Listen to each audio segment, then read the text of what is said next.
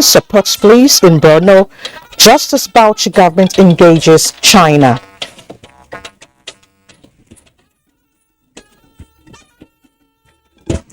Hello, it's nice to have you join us on the network news of the NTA. I am Elizabeth Omori. I'm not reading alone tonight. Adiola Koni Akere is in Lagos. Do remember to follow this news broadcast live on our website nta.ng/live as well as other social media platforms on the screen for latest stories.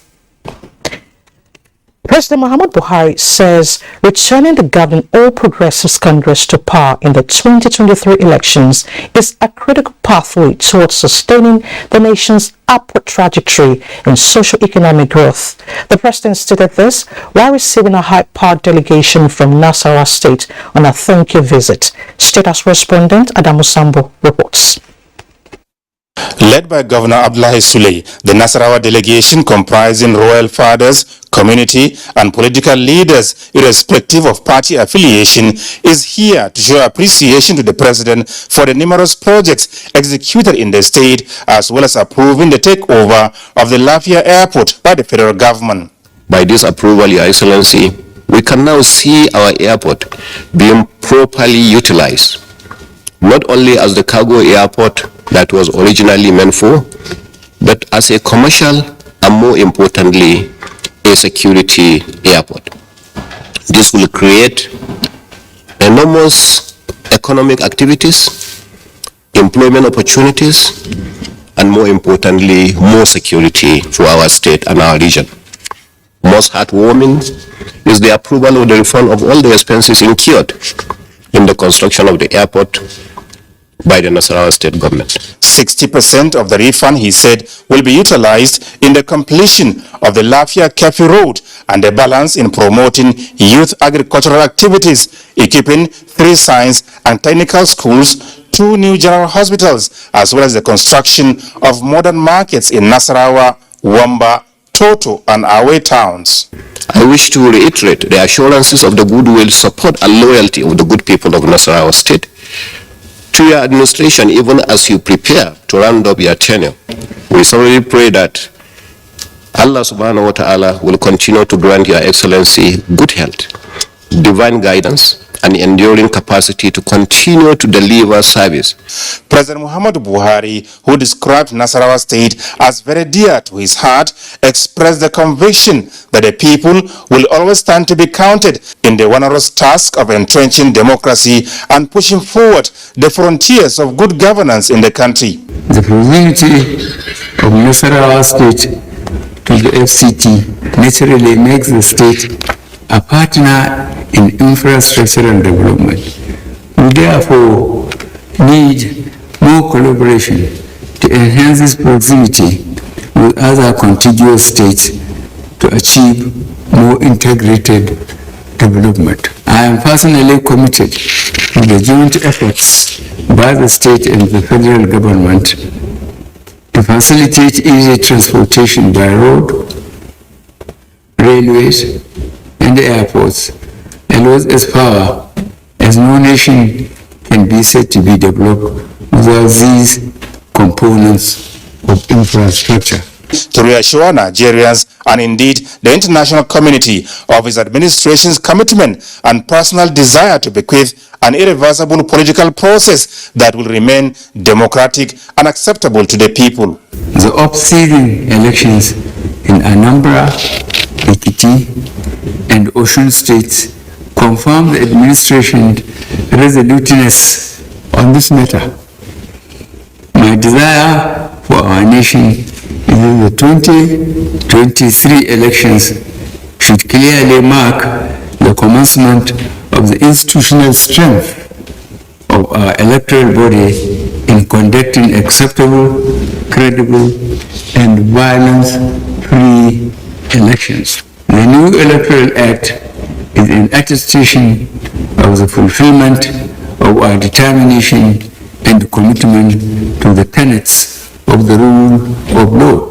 President Buhari, however, stressed the need for continuity to enable the governing APC consolidate on his achievements in the last 7 years.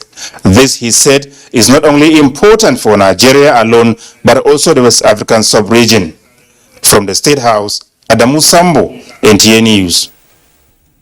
Meanwhile, leadership and other critical stakeholders of the All Progressives Congress have vowed to work assiduously and tenaciously towards ensuring that the governing party retains power in 2023.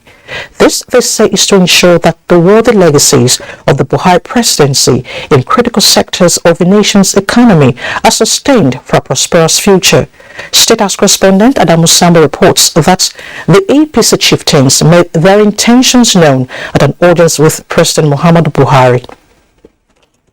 The chieftains of the governing APC, comprising amongst others members of the National Working Committee, vice presidential candidate, governors, as well as some governorship candidates, were led to the State House by the national chairman of the party, Senator Abdullahi Adamu. They are here to express formal appreciation to the president for his leadership that guaranteed the desired stability, unity, and formidability of the party ahead of the forthcoming general elections. We are the father of this party.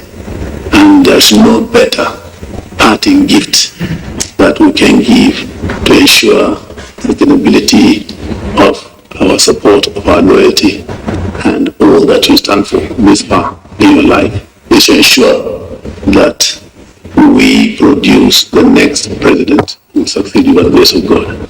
Mr. President, you earn and deserve a big congratulations, because without your determination for an equitable, fair-minded process, maybe things will not have been as easy as they seemingly were. We are confident that the candidates, the presidential flag bearer, and the vice presidential candidate are assets for us that will help us in the campaign. The APC vice presidential candidate, Senator Kashim Shettima, thanked President Buhari for his strength of character, integrity, incorruptibility, and commitment to the Nigeria project, believing that posterity will judge him kindly. Your Excellency, on behalf of Ashwaji Bola Ahmed Tinubu, I wish to once again reiterate our willingness to serve Nigeria with justice, equity, and fairness.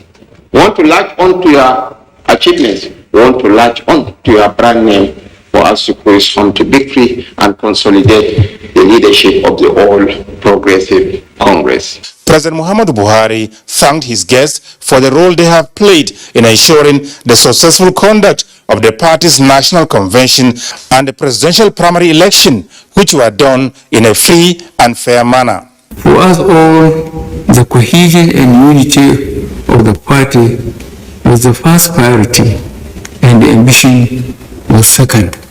I am glad that you all saw the larger picture rather than narrow, self-serving interests. What matters to me is the unity, security, and prosperity of Nigerians, even during my days in office as president, and I am glad that the APC is on course towards that eventuality. Noting the many virtues outlined of Senator Kashim Shettima, which qualify him for the vice presidency, the president assured Nigerians that he will not disappoint them. When the presidential running mate was presented to me a couple of days ago, I said I will reserve my comments till I hand over to him and the new president on May 29, 2023 at the Eagle Square. I still maintain that same position. I am glad that the party is resolved to further mobilize more Nigerians, particularly youth, to register and get their permanent voters' cards. It is the way to go. Amongst the APC chieftains at the meeting was the only female governorship candidate of the party, Senator Aisha Dahiru Binani from Adamawa State, whom the president described as governor in waiting. From the State House, Adamu Sambo, NTA News. In the same vein, stakeholders of the All Progressives Congress in the Northwest geopolitical zone have resolved to work for success and retain the voting strength of the zone for the party in 2023. Sally Wanara reports that this was part of resolutions at a meeting by governors from the zone held in Abuja. Reconciling aggrieved members of the APC in the Northwest top the post-convention and post-primary election activities by the stakeholders. At the end of the meeting held behind closed doors, members of the party's National Working Committee from the zone addressed the media. And what we agreed to do moving forward is that in each of the states, there will be state-level committees that will meet with all party leaders and also aggrieved party members and make every effort to reconcile all party members before the commencement of the campaigns for 2023 elections. Our party APC is not working to exclude any category, whether in terms of religion, ethnicity or any other group. Meanwhile, Northeast APC Youth Stakeholders Forum has acknowledged improved security in the zone. Because APC has drastically improved the security situation of the region, people are no longer displaced, but enjoying their resettlement to their various communities. People are enjoying freedom. The forum also commended new security strategies by the federal government in curbing the menace nationwide. In Abuja, Saliu Gwanara, NTA News. Ekiti and Osun governorship elections over. Attention now solely on the 2023 general elections, and some leaders of the People's Democratic Party have already put in place a formidable team to actualize its victory. Timothy Yusuf reports that a national campaign team tagged the Mandate Group has been inaugurated to promote unity among members. This meeting of members of the Board of Trustees and caucus of the PDP National Mandate Group is the first after its formal inauguration. Rooting out godfatherism from the nation's politics in 2023 and preparing the youth for leadership as well as promoting good governance dominate the meeting's agenda. Promoting good governance means we shall establish national discourse, dialogue, seminars, workshops to find out from Nigeria what you really want. The People's Democratic Party coalition of Northern Youth similarly believes that the survival of the party depends on winning the 2023 presidential election. We will learn in its passion for good governance, learn in fairness and equity. We are dedicated, we are determined, and deliberate in our quest of ensuring good governance from May 2023. The need for the PDP to shun all forms of divisive tendencies was also advocated. Timothy Yusuf, NTA News. This is the network news on NTA. It's time to take some messages. The news continues shortly. You're still watching the network news on NTA. Nigeria's 2023 general elections gradually gather momentum with early assessment of current measures to strengthen existing structure that will guarantee a peaceful and lawful process. Foreign observers are the forefront of pre-election assessment mission in Nigeria. Abubakar Usman Akwanga reports. Though it is not yet election period in Nigeria, the assemblage of foreign observers in the heart of the nation's capital, Abuja, is to fine-tune resolutions towards achieving an acceptable and credible outcome. All of the recommendations that we made, the reason why we're making them in this format at a press conference is so that you all, as members of the Free Press of Nigeria, can then hold those decision makers accountable to push them to try to implement those recommendations. And so the coalition commended the new Electoral Act, which has enhanced voters' confidence in INEC through far-reaching reforms, with Ekiti and Osun election as litmus test. Political parties will take advantage of this increased enthusiasm to engage Nigerians on issues that matter to them. Low representation of women continue to be a big concern, especially in governance and in the party governance. INEC should commit to posting the results spreadsheets created for each level of collation as well as the registration area. These successes, however, call for actionable commitment and frameworks by security, INEC, and the media for a transparent 2023 election. The coalition appeals to political parties to exercise decorum during campaigns and respect the outcome of the people's verdict. In Abuja, Abubakar Akwanga, NTA News. In other news, the Niger Police Force has clarified that the delay being experienced in paying the allowances of officers and men who participated in the Osun State governorship election duty was caused by the banks of the affected officers and not the force.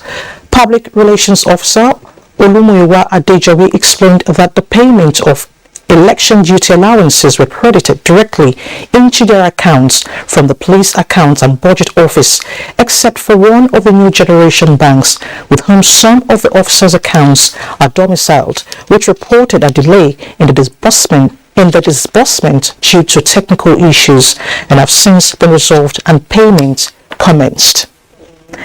Let's now talk women inclusion. Coalition of women organizations under the body of the National Council for Women Societies has advocated inclusion of more women in the nation's political process. This came to light during the NCWS Leadership Scorecard Series in Abuja, where top issues affecting women participation in governance were brought to the front burner.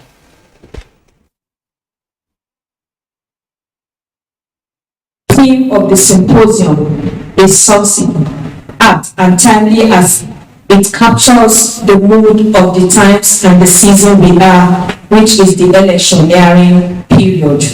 This symposium is indeed timely, given that gender equality is now rightly seen as crucial to sustainable development and that women are powerful agents of change. The forum appealed for the implementation of the 30% affirmative action and more consideration for women in elective and appointed positions. If there's any time for us to begin to engage stakeholders and power that be, to ensure that the issue of women in gender inclusion does not just stop on lip singing, does not just stop on just rhetorics, but it's being implemented, it is now. Women are coming together gradually to make sure we have at least 50%. The theme for the high-level engagement is Transition Politics, Challenges and Prospects for Gender Inclusion in Nigeria. President Muhammadu Buhari has approved the appointment of 3 new permanent secretaries in the Federal Civil Service following the recently conducted selection process to fill existing vacancies. In a statement, the head of the Civil Service of the Federation, Folashade Yemi Esun, said the newly appointed federal permanent secretaries and the states of origin are Jafiya Lydia Shehu from Adamawa, Udo Okokun Ekanem Akwa Ibom, and Farouk Yusuf Yabo from Sokoto. A date for the swearing-in and deployment of the new appointees will be announced in due course. In another development, the President congratulates Adefunke Adeyemi on her election as the new Secretary General of the African Civil Aviation Commission. The President, in a statement, also reiterates Nigeria's commitment to promoting a prosperous and integrated Africa through activities of organizations such as AFCAC. As Nigeria is a signatory to the Single African Air Transport Market, President Buhari urges the Commission to remain resolute in the implementation of the full liberalization of air transport services with attendant benefits such as increased air service levels and low fares, facilitation of tourism, trade and investment, as well as enhanced productivity, economic growth and employment. The President wishes the Nigerian-born Secretary General all the best in a new assignment. And a bit from the courts, the suspended Accountant General of the Federation, Hamid Idris, has been arraigned before a High Court of the Federal Capital Territory sitting in Maritime. Hamid Idris was arraigned along with 3 others on 14-count charge bordering on stealing and accused of public trust. One of the counts alleged that the former AGF received gratification worth more than 15 billion naira to facilitate the payment of 13% derivation to 9 oil-producing states in the country. The defendants, who are being prosecuted by the Economic and Financial Crimes Commission, pleaded not guilty, while their defense counsel filed a motion for their bail, which the prosecuting counsel objected. The presiding judge, Justice Adeyemi Ajayi, agreed and ordered the defendants to be remanded in a correctional facility. Used to operate and cover something else, and I'm very confident that this trial will expose that thing. So how did you remove the name of the permanent secretary to the Ministry of Finance in the country level? When you want to know what happens in the head, you need somebody there to come and testify. So because we want to know the theory of the case, we want to know what happened in the head, then we need a witness in that head to come and testify. The case has been adjourned to 27th of July 2022 for arguments on their bail application. Now, the Federal High Court is to commence its 2022 annual vacation on Monday, 25th of July 2022. The Chief Judge of the Court, Justice John Soho, stated this in a statement issued in Abuja. The vacation, which will commence on July 25, will end on September 16. During the period, cases of extreme urgency will be determined by vacation judges in Abuja, Port Harcourt and Lagos divisions of the courts. In a quest to stabilize the Northeast bedeviled security challenges, the Northeast Development Commission has assured partnership with all security formations within the region for a return of peace. Managing Director of the NEDC, Dr. Mohammed Goni Alkali, made this known while handing over furniture, equipment and fittings to the Borno State Command of the Niger Police Force, in addition to other interventions across the state. Yagumsu Bukar reports. In realization of its objectives, the NEDC donated furniture, equipment and fittings to the Nigerian Police Force Borno State Command, aimed at ensuring productivity of officers and men. Managing Director NEDC Mohammed Goni Alkali, who described security as key in the Commission's intervention side, the donation is aimed at ensuring a conducive working environment for the force. During the crisis, we are involved to bring peace. And when peace returns, we have to keep, as I said, the civil authority in place for us to do our work.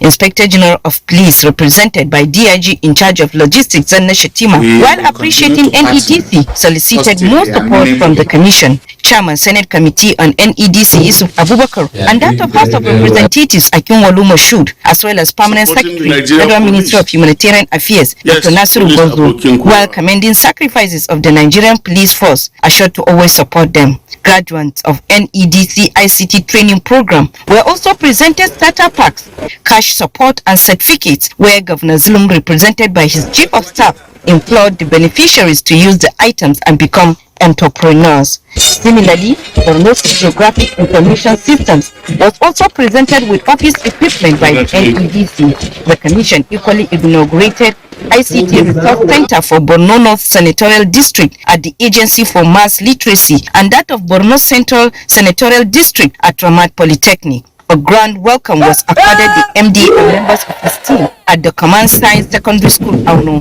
when the Commission handed over educational and instructional materials to the students. In Maiduguri, Yagum Subukar, NTA News. In a bid on diplomacy and trade, Bauchi State Government is seeking for partnership with the Chinese government for sustainable economic growth. Already, the parties have commenced discussion in what could be described as a bilateral investment forum. Mahmoud Mohammed reports. If we make things happen. This is the Bauchi China Investment Roundtable. It is the first and is taking place in Bauchi. Gathered here are top government officials, diplomats and captains of industries. Technology, we need management, we need your discipline, we need your culture of insistence of making sure that things are done, and of course we are ready to learn for that, not indulge. properly export. China is the number one consumption market. They are here to exchange views and explore bilateral investment opportunities in Bauchi State. The issue of security infrastructure for the overall level of insecurity and the importance with which intelligence would have to be looked into. It is expected that the outcome would lay foundation for sustainable economic growth and greater welfare for the people of Bauchi State. In Bauchi, Mahmoud Muhammad, NTA News. And for more reports on the network news, let's head to Lagos, where Adeola is standing by with some reports. Hello, Adeola.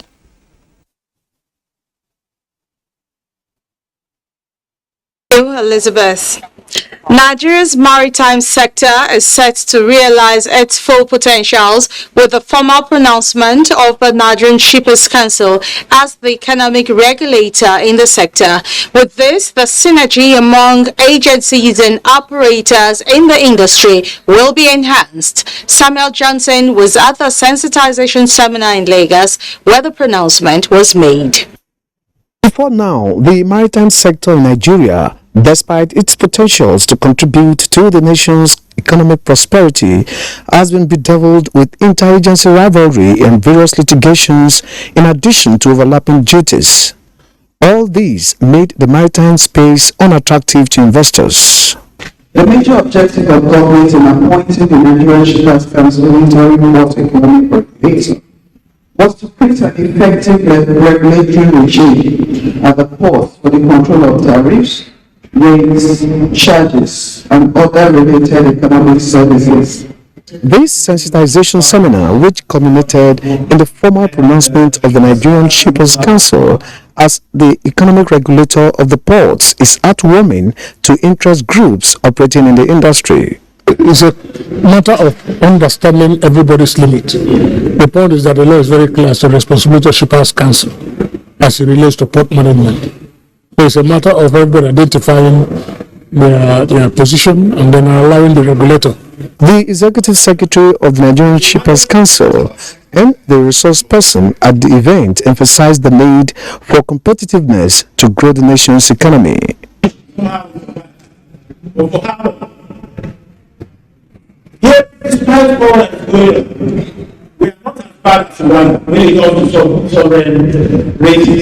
I believe that most of the stakeholders who have been here in this hall today will go away with a certain clarity that says, finally, there is proper recognition of, the mandate of the Shippers Council.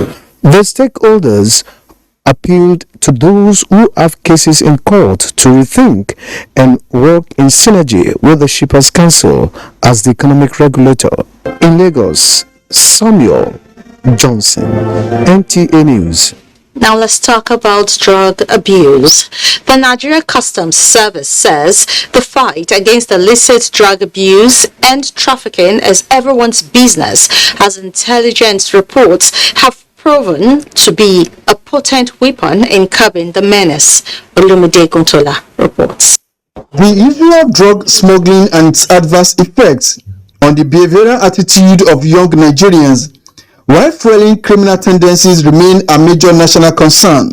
This explains the improved anti-smuggling drive of the Nigeria Customs Service Apapa Area Command. The result of this is the interception of this 1x20 feet container of tramadol tablets laden with 81 cartons of 250 mg and 69 cartons of 225 mg, totaling 150 cartons of tramadol tablets, which the area controller Apapa attributed to intelligence reports. You must carry everybody along. We have a vision here. The vision is to stop every illicit importation here, and we share our vision to everybody, and that is why we are in here doing this business today. And therefore, we have just started. We will make sure that all this illicit importation will have no way in Apapa Command or any other custom formation. While emphasizing the need for interdepartmental cooperation, collaboration and synergy among government agencies, the area controller handed over the seized items and a suspect to the National Drug Law Enforcement Agency for further interrogation and investigation. Under the influence of this, everybody becomes vulnerable. And that's why NDLA is asking for a joint hand approach. NDLA is asking for a whole society approach. Let all hands be on deck and let's make Nigeria a better nation.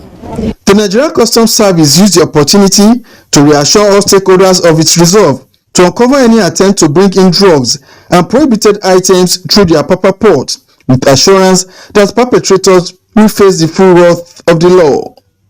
In Lagos, Olumide Guntola, NTA News. That sums up our contribution from Lagos. But do not forget to follow this news broadcast live on our website at nta.ng/live and on our other social media handles displayed on your screens for updates. We'll take another break. The news will return with Elizabeth in Abuja after then. Do stay.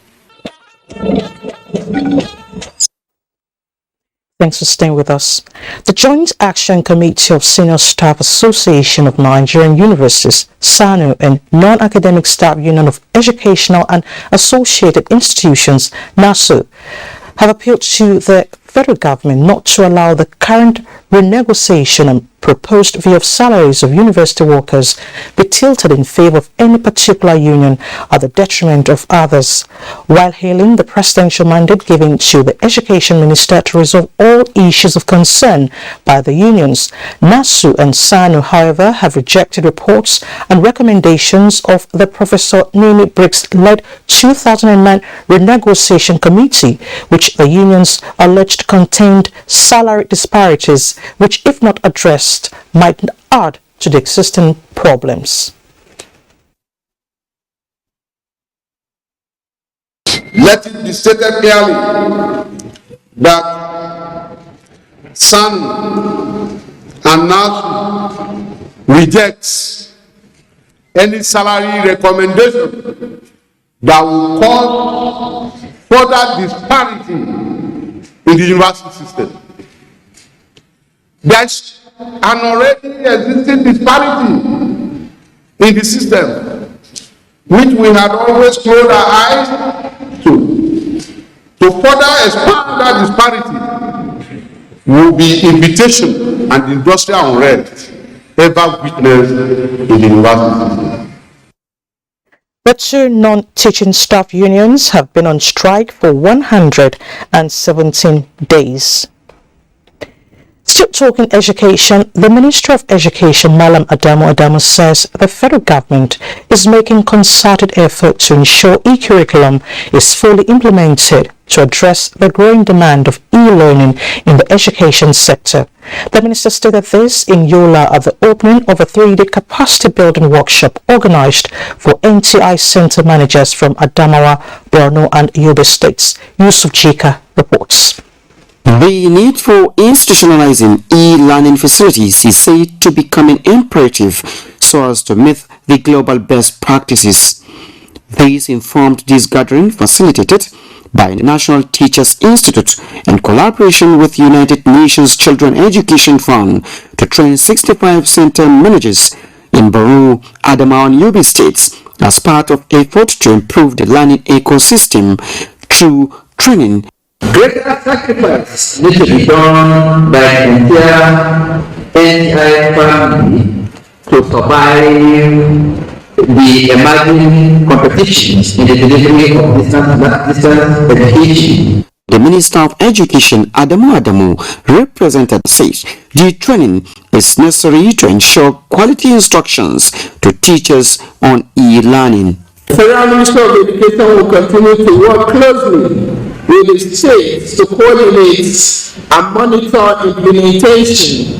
At the end of the workshop, the 65 participants are expected to train 200 facilitators who will also train 18,367 teachers in Yola. Yusuf Jika, NTA News. To deepen the conversation on challenges confronting women with disabilities in Nigeria, concerned groups on sexual and reproductive health care are advocating mainstreaming of women with disabilities in healthcare services. Some of the challenges they face includes communication barriers. It is unfortunately perceived that persons with disabilities don't have sexual feelings, but they are humans. Florence, a legal practitioner and a woman with disability, expressing the views of similar women. They highlight ill treatment by caregivers and some members of society as one of the challenges they face daily. To change the narrative and increase sensitization on sexual and reproductive health of women with disabilities, informed the gathering. We need to carry this project straight to the grassroots of our community to connect the main victims. It is women and girls with disability that will first stand, raise our voices, then the society will know that this is truly what we are passing through. We need a holistic approach. It should be constitutional. We have a disability law, and unfortunately, that law is not being followed by all the institutions, both the health facilities, public institutions. They advocate reorientation of society on disability issues, inclusion of disability desks in primary health centers, and protection of rights of women with disabilities. In Abuja, Elizabeth Omori, NTA. An head staff of a COVID-19 vaccination center in Abuja has been arrested for issuing fake vaccination cards to some international travelers and security personnel. The suspect, Dauda Abu Huraira, was caught charging fees from clients and issuing them fake cards without going through the vaccination process at the COVID-19 vaccination site, Wusek General Hospital, Abuja. However, unknown to the suspect, the National Primary Healthcare Development Agency has put in place a watertight system that is almost impossible to beat. A statement by the head of the Public Relations National Primary Healthcare Development Agency, Mohammed Hotutu, notes that mechanisms are firmly on ground to arrest anyone involved in issuing fake COVID-19 vaccination cards anywhere in Nigeria and will have them prosecuted. The statement adds that a few culprits have been arrested in the past in connection with the offense and are facing the consequences of their actions. Senate is demanding timeline from the Nigeria Upstream Petroleum Regulatory Commission and the Weights and Measures Department of the Ministry of Industry, Trade and Investment to stop the theft of Nigeria's crude oil. This was when the two agencies appeared before the committee investigating oil lifting theft and the impact of petroleum production and oil revenue in Nigeria. John Yako tells us more. Statistics made available to the committee by the Weight and Measures Department in the Ministry of Industry show that Nigeria is currently producing 1.4 million barrels of crude oil per day from 2.2 million barrels in 2015, giving a shortage of 1 million barrels. This is attributed to oil theft, which invariably has reduced revenue for the country. From 2021, January to February 22, lost about 3.2 billion naira to oil theft, dollars to oil theft, which is about 1.36 trillion naira. If there's a way, I mean, intellectually, that we can make it difficult for stolen crude to be sold, then we would have been in position to, deter the incident. Chairman Senate Committee on Petroleum Upstream, Albert Bassi, says the investigation became necessary because crude oil theft has made it difficult for the nation to meet its daily OPEC production quota. The kind of figures that the Weight and Measures are putting here is alarming. So I think something needs to be done very drastically so if we must save this country from the hands of this thief. The investigation reveals that the stoppage of crude oil theft will give Nigeria additional 1 million barrels of crude oil a day to achieve 2.5 million barrels, which is above the OPEC quota. In Abuja, John Yaku, NTA News. It's time to take our last break. When we return, sports and other reports. To stay with us. For some thrilling moments in the world of sports, let's join Austin Edemodu. The 2022 Commonwealth Games in Birmingham have assured the nation on good outing at the tournament, which runs July 28th to August 8th. Some members of the contingent were speaking in Abuja during a reception organized in their honor by the British High Commission in Nigeria. Team Nigeria is ready. The spirit of Commonwealth is alive in them, and I'm sure that they will do Nigeria proud when we get to Birmingham. We are honored to be the athlete representing the country at the Commonwealth Game, and we know we'll do our best. Meanwhile, in commemoration of the 2022 World Chess Day, held July 20th, the Nigerian Chess Federation wants more public participation in the sport as a means of raising future leaders for the nation. The society is charged. We must find a way to resolve issues on a table, negotiation table. Chess provide a way of negotiation, whether in win or in defeat. It's not the end of the war. Team Nigeria, made up of 16 chess players, will compete in this year's Chess Olympiad in Chennai, India, from July 28th to August 10th. For sports updates, I'm Austin Edemodu, NTA News. And President Muhammad Buhari condoles with the Oluwasomi family of Ipetu-Jesha, Osun State, over the loss of their beloved father and grandfather, Chief Oyekunle Oluwasomi, at 85. President Buhari notes the contributions of Chief Oluwasomi to the service of his fatherland as an area administrator with the Nigerian Customs Service, member Committee for States and Local Governments creation, which birthed the 6 states in 1996, and his appointment as Minister of State for Power and Steel the same year and Chairman of the Board of the News Agency of Nigeria, describing the late leader as a technocrat who continued to participate actively in faith-based organizations and social community development after his public life. President Buhari prays for the repose of the soul of the former minister who embodied the essence of togetherness and strong family values. Next is a look at the weather picture for tomorrow. In the last 24 hours, the country had thunderstorms and rains over the northern region and part of north-central states, as you can see from the satellite picture. With the full establishment of midsummer drought, popularly known as little dry season, over the southwestern region and part of southeast inland, intermediate rains are anticipated over the same region throughout the forecast period. From north central up to the northern region, more intensity of thunderstorms and rains are predicted throughout the forecast period, with NIMET hydrological section and global models suggested flash flood over the northern region, particularly in northwestern states. So we advise emergency agencies in the states should take note of that. And that's our bid for Saturday's weather forecast. Stand by for temperature forecast across some selected cities, and thank you for watching.